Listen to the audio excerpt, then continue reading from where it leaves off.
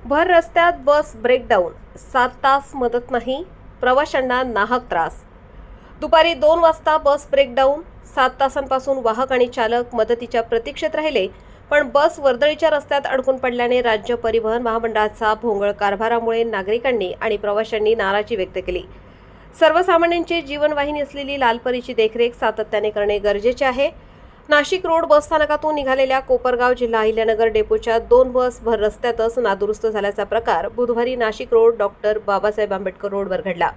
विशेष म्हणजे ब्रेकडाऊन झालेल्या या 2 बसपैकी एक बस दुपारी 2 वाजता बंद पडल्याचा प्रकार घडला। याबाबत बसच्या चालक आणि वाहकाने राज्य परिवहन महामंडळाच्या अधिकाऱ्यांना फोन केल्यानंतर देखील रात्री 9 वाजेपर्यंत या बस चालक आणि वाहकाला कोणतीही मदत मिळू न शकल्याने त्यांना तब्बल 7 तास रस्त्यावर बसून काढावे लागले। राज्य परिवहन महामंडळाच्या बहुतेक बसेस असुरक्षित असल्याचा प्रकार या दोन्ही बस ब्रेकडाऊन झाल्याच्या प्रकारातून उघड झाला आहे। शहरातील वेगवेगळ्या भागातील रस्त्यांवर कुठे ना कुठेतरी राज्य परिवहन महामंडळाच्या बस इंजिनमध्ये बिघाड झाल्याने, टायर फुटल्याने किंवा अन्य तांत्रिक बिघाडाने बस फेल झाल्याचे दिसून येत असते। बऱ्याचदा या बसची दुरुस्ती करण्यासाठी राज्य परिवहन महामंडळाच्या अधिकाऱ्यांकडून पथक देखील वेळेत पाठवले जात नाही।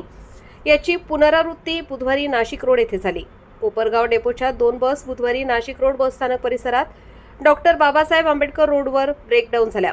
त्यातील एक बस तर दुपारी 2 वाजताच फेल झाल्याने रिक्षा चालक आणि नागरिकांनी धक्का देत रस्त्याच्या कडेला उभी केली। चालक आणि वाहकाने या घटनेची माहिती रीतसर वरिष्ठांना कळवूनही त्यांना बस दुरुस्तीसाठी वेळेत मदत मिळू शकली नाही। रात्री 9 वाजेपर्यंत देखील ही बस रस्त्यावरच दुरुस्तीच्या प्रतीक्षेत उभी असल्याने या बसचे चालक आणि वाहक यांना ड्युटीचा वेळ संपल्यानंतरही अधिक काळ रस्त्यावर काढावा लागला। तरीही नादुरुस्त बस दुरुस्तीसाठी पथक येईल या आशेवर हे चालक आणि वाहक रस्त्यावर थांबून होते। दुसरी बस डॉक्टर बाबासाहेब आंबेडकर रस्त्यावरच रात्री 8 वाजता फेल झाल्याची घटना घडली। विशेष म्हणजे ही बस देखील कोपरगाव डेपोचीच आहे। या बसच्या दुरुस्तीसाठी देखील मदत पथक हजर झाले नव्हते। राज्य परिवहन महामंडळाच्या वरिष्ठांना ब्रेक फेल झाल्याबाबत कळवून देखील बस दुरुस्तीची तत्परता न दाखवणाऱ्या महामंडळाच्या वरिष्ठ अधिकाऱ्यांकडून आपल्याच बसचे चालक आणि वाहकाकडे दुर्लक्षित झाले। आपल्या कर्मचाऱ्यांसह बसच्या सुरक्षेचा तत्काळ अजिबात विचार न करणाऱ्या महामंडळाच्या वरिष्ठ अधिकाऱ्यांच्या या भोंगळ कारभारावर नागरिकांनी संताप व्यक्त केलाय। या दोन्ही फेल झालेल्या बस रस्त्यातच उभ्या राहिल्याने या रस्त्यावरील रहदारीला देखील अडथळा निर्माण होत होता।